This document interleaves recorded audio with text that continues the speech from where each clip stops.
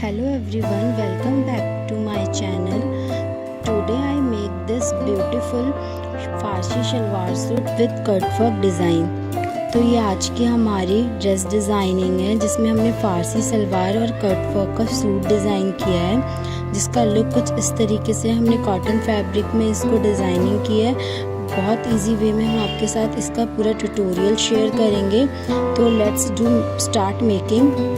तो हमने ये फैब्रिक लिया है, ये मैंने कुर्ती का फैब्रिक लिया और ये शलवार का, ये दोनों 2-2 मीटर के फैब्रिक है बड़े अर्ज के। तो इस तरीके से मैंने 4 फोल्ड में इस फैब्रिक को फोल्ड कर लिया 4 पल्ले में, और इसके बाद हम इसकी लेंथ रख लेंगे जितनी हमें सलवार की लेंथ रखनी है। 37 मैंने इसकी लेंथ रखी है, 36 लेंथ है, बट मैंने 1 इंच बढ़ा के रखा है क्योंकि हाफ इंच दोनों साइड से हमारा फोल्ड होगा। हाफ इंच ऊपर बेल्ट से लग जाएगा और हाफ इंच नीचे जो हम पोंचे बनाएंगे, तो इसलिए आपको 1 इंच एक्स्ट्रा रखना है। उसके बाद मैंने मार्क कर लेना है, इस तरीके से मैंने मार्क कर लिया 37 इंचेस पे। इस तरीके से जो एक्स्ट्रा फैब्रिक है वो बाद में कट हो जाएगा, तो मैंने इसको इस साइड पे कर लिया फैब्रिक को ताकि आसानी हो काटने में। इस तरीके से मैंने 1.5 इंचेस पे मार्क किया, और जितना हमें आसन रखना है उतना रखना है। मैंने 12 इंचेस का रखा है। उसके बाद एल बनाते हुए हमें राउंड कर लेना है जैसे हम मुड्ढों की कटिंग करते हैं। तो 12 इंचेस का मैंने ये रखा। उसके बाद आप पोंचे रख लें, आपको जितने रखने हैं। मैंने 14 to 15 रखा था, बट मैंने 16 इंचेस रखा है एक्स्ट्रा मार्जिन छोड़ते हुए। इस तरीके से आपको स्ट्रेट ना ले जाके तिरछी लाइन ले जानी है, अपने आसन से जॉइंट कर लेनी है पोंचों से लेके यहाँ तक। इसको हम जॉइंट करने के बाद इसकी कटिंग कर लेंगे। इस तरीके से राउंड में कटिंग कर लेना है, और इसको हाफ इंचेस देके भी हम कटिंग कर सकते हैं, या आप मेजरमेंट पे भी जो हमने मार्क किया उस पर भी कटिंग कर सकते हैं। तो इस तरीके से मैंने कटिंग कर ली पूरी शलवार की। तो कटिंग होने के बाद ये हम दोनों पल्लों को अलग कर लेंगे। इस तरीके से हमारे दोनों पल्ले अलग हो जाएंगे। ये हमारा एक पैर और ये दूसरा, इस तरीके से हम दोनों के आसन को जॉइंट कर लेंगे। तो आसन हम इस तरीके से जॉइंट करने, दोनों पल्ले को आसन इस तरीके से रख लेना है। यहाँ पर स्टिचिंग करने के बाद देखो मैंने इस तरीके से स्टिचिंग कर ली दोनों पे। उसके बाद इसको ओपन कर लेना है। इस तरीके से हम फ्रंट साइड करके ओपन कर लेंगे। तो देख सकते हैं हमारा बीच का जो आसन है वो हमने स्टिचिंग कर लिया, उस पर सिलाई लगा लिया। उसके बाद हम आगे फ्रंट की साइड प्लेट्स बनाएंगे। तो पहले मैं सेंटर पॉइंट पे दोनों साइड कट कर ले रही हूँ ताकि जहाँ तक मुझे प्लेट बनानी है अंदाज़ा हो जाए। तो इस तरीके से आप भी कर ले, इजी रहेगा। और इस तरीके से हम प्लेट्स डाल लेंगे दोनों साइड। देख सकते हैं इस तरीके से हमें प्लेट्स डाल लेनी है, एक लेफ्ट साइड और एक राइट साइड इस तरीके से। तो प्लेट्स स्टिचिंग करने के बाद ये लुक था मेरा। इस तरीके की 1 2 3 4 5 6 7 8 प्लेट्स रखी है, दोनों साइड मैंने 8 प्लेट्स रखी हैं। और फिर इसके बाद हम इस तरीके की 3 इंचेस की बेल्ट लगा लेंगे। जितना आपकी बेल्ट और लास्टिक का साइज है उस मेजरमेंट के अकॉर्डिंग हम लगा लेंगे। तो इस तरीके से मैंने लास्टिक लिया और ये फॉर्म वाली बेल्ट ली है जिसको हम जॉइंट कर रहे हैं। इस तरीके से देख सकते हैं, इस तरीके से हम जॉइंट कर लेंगे। लास्टिंग आपके वेस्ट के अकॉर्डिंग होगा और बेल्ट भी। तो इस तरीके से हमने लिया, बेल्ट हमने ज़्यादा लिया, लास्टिक छोटा लिया क्योंकि वो स्ट्रेच होगा। तो इस तरीके से हम बेल्ट ले लेंगे, बेल्ट की इधर भी सिलाई लगा लेंगे। तो इस तरीके से हमारी बेल्ट जो राउंड पे बंद हो गई है। अब हम इस बेल्ट को अपनी शलवार पे अटैच करेंगे। तो हम कहीं से भी अटैच कर सकते हैं, तो मैं बीच के पॉइंट से अटैच कर रही हूँ। इस तरीके से हम सीधे कपड़े पे ही सीधा रखेंगे, इस तरीके से बैक साइड रखते हुए सीधे पे सीधा रखना है ताकि जब हम फोल्ड करें तो सीधा ही आए। इस तरीके से हम हाफ इंचेस पे जो हमने एक्स्ट्रा छोड़ा था उस पर हम सिलाई लगा लेंगे। तो इस तरीके से पूरे राउंड पे हम इस बेल्ट को अटैच कर लेंगे सलवार के साथ पहले। उसके बाद हम इसकी बेल्ट और इलास्टिक को अटैच करेंगे। तो पहले हमने सारी बेल्ट को इस तरीके से अटैच कर लेना है, पूरे आपको गोलाई से अटैच कर लेना है बैक फ्रंट पे। मैंने इसको मेज़र करके रख लिया था, जितनी सलवार की वो आ रही थी वेस्ट उस हिसाब से मैंने इस बेल्ट की कटिंग करी थी, क्योंकि बाद में इसमें इलास्टिक भी डलेगा। तो इस तरीके से ये हमारा पूरा अटैच हो गया। हाफ इंचेस पे मैंने इसकी सिलाई चलाई है, इस तरीके से देख सकते हैं। उसके बाद हम इसको ऊपर की साइड लाके बेल्ट को इस तरीके से डबल फोल्ड कर देंगे। तो पहले डबल फोल्ड करने के लिए हमें बेल्ट लगानी होगी जो हमने बनाई थी। तो इस तरीके से हम पहले फॉर्म वालों को जॉइंट कर लेंगे। फॉर्म वाला हमें आगे तक मेज़र कर लेना है कहाँ तक आ रहा है, तो हमारी प्लेट्स तक आ रहा है ये।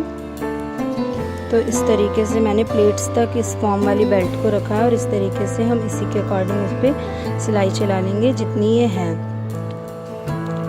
तो आप देख सकते हैं पहले मैं ऊपर से सिलाई चलाऊंगी इस तरीके से ताकि ये पता चल जाए यहाँ तक की बेल्ट है। उसके बाद इस तरीके से हम फोल्ड करते हुए जितनी चौड़ी हमारी बेल्ट है उसी अकॉर्डिंग फोल्ड करते हुए हम इस पर स्टिचिंग कर लेंगे। इस तरीके से फैब्रिक को रखते हुए तो इस तरीके से हमने पूरी बेल्ट की स्टिचिंग कर ली है।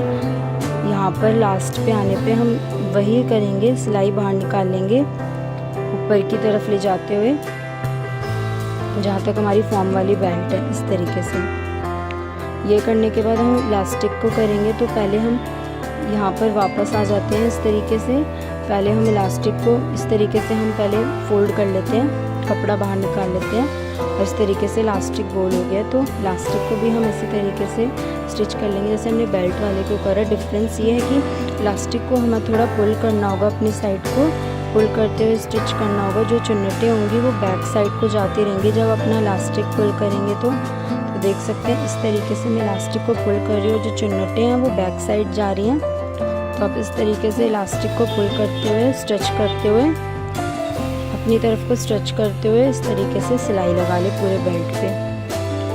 तो देख सकते हैं मैंने पूरा स्टिच करते हुए इसको स्टिच कर लिया है इस तरीके से। और जो चुन्नटें हैं वो बैक साइड जाती जाएंगी आप स्टिच करेंगे तो लाइक दिस। और ये हमारा पूरा स्टिच हो गया इस तरीके से। याद रहे कि जो सिलाई है हमारी इलास्टिक पे ना चले, वो फैब्रिक पे ही चले, जिस वजह से वो स्ट्रेच नहीं हो पाएगा। तो इस तरीके से हम स्टिचिंग को वापस लाते हुए बेल्ट पे फ्रंट वाले पे हम ऊपर भी स्टिचिंग कर लेंगे, सिलाई लगा लेंगे ताकि जो अंदर की वो फॉर्म है वो मुड़े ना। इस तरीके से करने के बाद हम ये इसको अच्छे से स्टिच कर लेंगे ताकि एक बराबर प्लेट्स आ जाए। फिर इसके बीच में भी हम सिलाई लगा लेंगे ताकि इलास्टिक भी फोल्ड ना हो। तो इस तरीके से हम इसको दोबारा स्टिच करेंगे।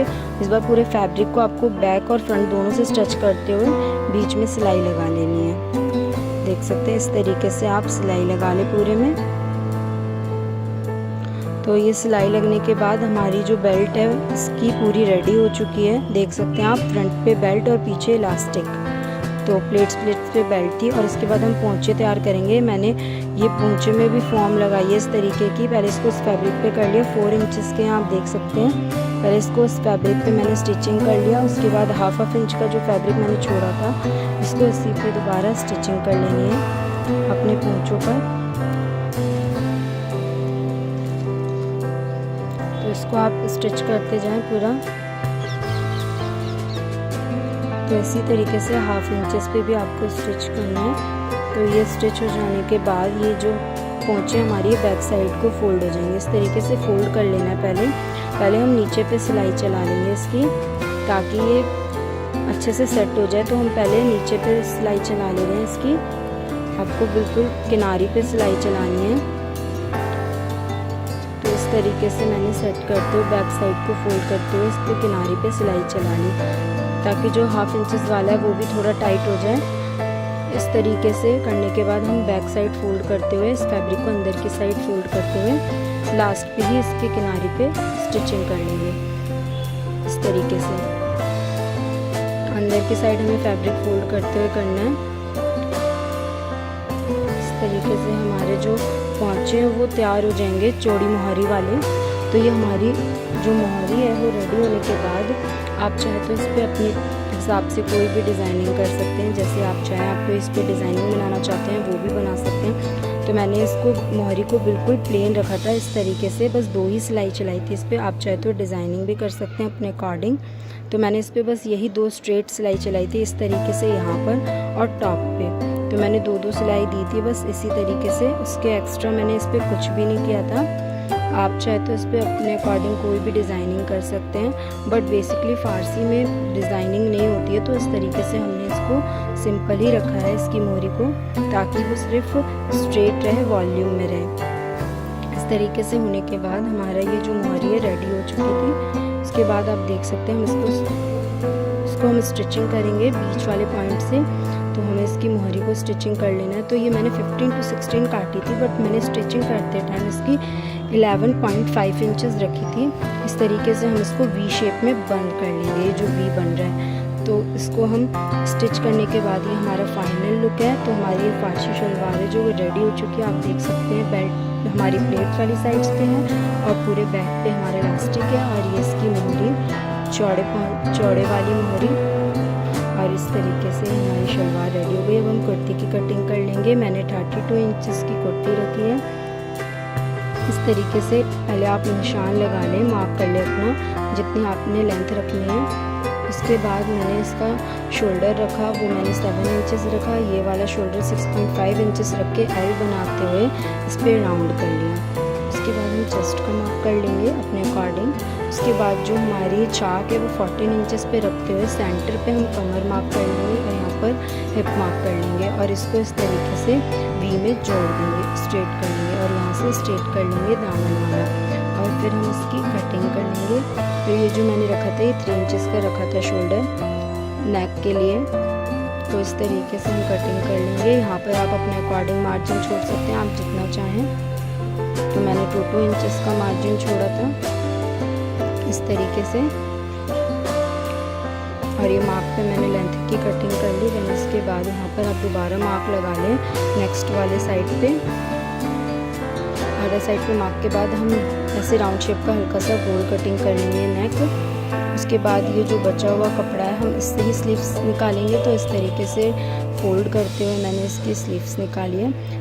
23 इसकी लेंथ रखनी है, तो 23 हमने इसकी लेंथ रख ली इस तरीके से। उसके बाद यहाँ 2 इंचेस पे मार्क करते हुए 6.5 इंचेस के थे, हमने उस पर मार्क करते हुए इस तरीके से राउंड शेप दे दी स्लीव्स की, और ये मैंने लूज ही रखी है स्लीव्स। तो इस तरीके से हमें कुछ पैटर्न कट्स कर लेने हैं, ड्रॉप और हार्ट शेप के और सर्कल के। तो मैंने इसी टाइप के करे हैं, आप अपने अकॉर्डिंग कोई भी पैटर्न कट कर सकते हैं कट वर्क के लिए। तो मैंने ड्रॉप और हार्ट शेप रखी है, तो वो आप अपने अकॉर्डिंग कोई भी रख सकते हैं। इस तरीके से करने के बाद हम कट कर लेंगे। मैंने इसको ग्लू से स्टिक करा था, फैब्रिक ग्लू से चिपका लिया था। उसके बाद आप इसके नेक पे सेट कर ले अपने अकॉर्डिंग, आप जितना रखना चाहते हैं या जितने कट वर्क बनाना चाहते हैं इस अकॉर्डिंग आप सेट कर लें इस तरीके से। तो इसको हम अपने अकॉर्डिंग एडजस्ट करके इसको भी हम ग्लू से चिपका लेंगे, फैब्रिक ग्लू से, ताकि हमें स्टिचिंग करने में इजी हो। या तो आप पिनअप भी कर सकते हैं, बट इसके साइजेस इतने स्मॉल थे कि इसको पिनअप करते तो हम स्टिचिंग नहीं कर पाते। इस वजह से हमने इसको ग्लू से ही इसको फैब्रिक ग्लू से चिपका लिया। तो इस तरीके से सेट कर लिया मैंने। आप अपने अकॉर्डिंग जिस भी शेप के रखना चाहते हैं इस तरीके से करने के बाद हम इसकी स्टिचिंग करेंगे। तो इस तरीके से मैंने ग्लू से चिपकाया था। तो ये अब हम इसको इसी की शेप के अकॉर्डिंग इसको स्टिच कर लेंगे। इस तरीके से हमें साइड में सिलाई चलानी है, बुकरम पे नहीं चलानी है। आप चाहें तो फ्यूजिंग भी यूज़ कर सकते हैं, वो बहुत अच्छा ऑप्शन है, बट मैंने इसे बुकरम पे ही कटिंग किया था। आप इसे फ्यूजिंग में भी बना सकते हैं, उससे भी बहुत ईजी होगा। तो इस तरीके से हम इसकी हर एक शेप वाइज इसको स्टिच कर लेंगे। तो इस तरीके से आपको सब पे स्टिचिंग कर लेनी है। फिर उसके बाद हम इसको कट करेंगे। पहले हम सब पे स्टिचिंग कर लेंगे इस तरीके से। स्टिचिंग हो गई है हमारी फुल पे, तो हम इसकी कटिंग कर लेंगे। इस तरीके से आप अपने जैसे आपको ठीक लगे उस तरीके से आप कटिंग कर सकते हैं। तो इस तरीके से मैंने इसे फोल्ड करके हल्की हल्की कट की थी, देख सकते हैं इस तरीके से। और फिर लास्ट में मैंने इस पर कट लगा दिया था। सारे कटिंग करने के बाद मैंने इस पर कट लगा दिए थे, तो मैंने ये सारे कटिंग कर लिए। तो इसको आपको थोड़ा बैक साइड फोल्ड करने में थोड़ी सी प्रॉब्लम होगी, क्योंकि जो ये हमारे कट वर्क है ये बहुत स्मॉल साइजेस में है। आप चाहें तो बड़ा कर लें, बट हमारी ये नेक की बात थी तो हमने इसको थोड़ा सा स्मॉल रखा है ताकि ये ज़्यादा डीप ना हो। तो इस तरीके से हम सबको फोल्ड कर लेंगे और उसके बाद आयरन कर लेंगे। तो मैंने इसको आयरन कर लिया था। जिस तरीके से ये हमारा बैक वाला जो है वो सेट हो गया। उसके बाद हम लास्टली इस पर पीछे की साइड तुरपाई कर लेंगे। तुरपाई करके पूरा सेट कर सकते हैं। इसके जो फैब्रिक निकल रहे हैं वो बंद हो जाएंगे तुरपाई करने के बाद। तो अब हम इसकी नेक रेडी करेंगे। ये कंप्लीट होने के बाद हम इसका नेक जो फैब्रिक पे ही रेडी करेंगे विदाउट फ्यूजिंग और बुकरम। तो इस तरीके से मैंने इस पे पीछे की साइड फैब्रिक रख लिया और इसी शेप के अकॉर्डिंग जो जैसे मेरे फ्लावर बन रहे हैं उसी अकॉर्डिंग मैं इस पे स्टिचिंग कर रही हूँ। मैंने कोई शेप नहीं दी है, मैंने ना कोई मार्क लगाया है, तो इसी अकॉर्डिंग बस मैं स्टिच करती जा रही हूँ जिस अकॉर्डिंग मेरे फ्लावर सेट हो रखे हैं। इस तरीके से मैंने पूरे राउंड शेप में इसकी स्टिचिंग करी है, इस तरीके से ही। तो ये स्टिचिंग होने के बाद हम इसका जो फैब्रिक है वो कट कर लेंगे, हाफ इंचेस छोड़ते हुए कट कर लेंगे। इस तरीके से जिस शेप पे मैंने स्टिचिंग करी है उसी शेप के अकॉर्डिंग हम इसे कट करेंगे, हाफ इंचेस का गैप छोड़ते हुए। सिलाई से हाफ इंचेस का गैप छोड़ते हुए हमें ये फैब्रिक कट कर लेना जैसे हम नॉर्मली नेक बनाते हैं।